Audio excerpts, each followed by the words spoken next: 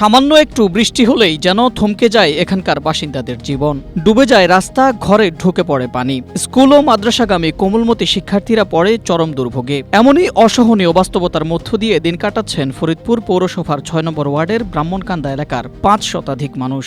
কিছু বৃষ্টি হলেই এরকম পানি হয়ে যায়, আপনারা তো নিশ্চয়ই দেখছেন।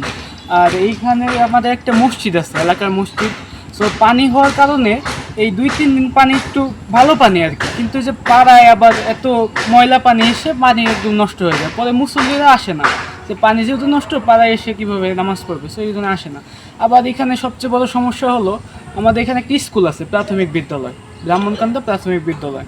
সো এইখানে যেহেতু পানিতে এত সারফেস বড় হয়ে গেছে, মানে পানির সারফেস অনেকখানি উঠে গেছে, সো বাচ্চারা এখানে আসে একদম আনকমফোর্টেবল ফিল করে, আসতে চায় না। একটু বৃষ্টি নামলেই রাস্তাঘাটে দেখছি না কি অবস্থা, রাস্তা এরকম ডুবে যায়, নোংরা পরিবেশ, হাঁটা চলা যায় না।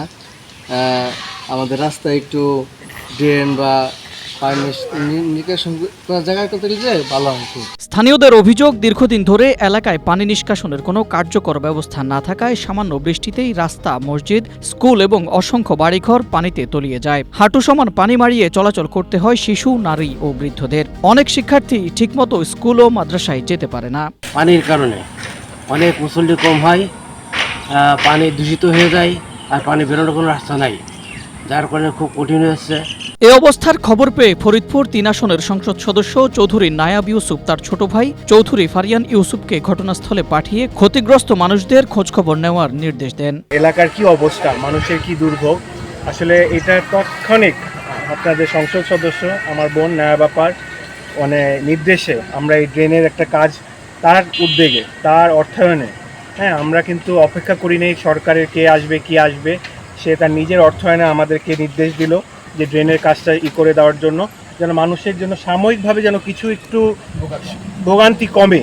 তবে এলাকাবাসীর দাবি অস্থায়ী সমাধান নয়, স্থায়ী ড্রেনেজ ব্যবস্থা ও পরিকল্পিত পানি নিষ্কাশন অবকাঠামো নির্মাণেই পারে তাদের বছরের পর বছর ধরে চলা এই দুর্ভোগের অবসান ঘটাতে। Desk report, Asia post.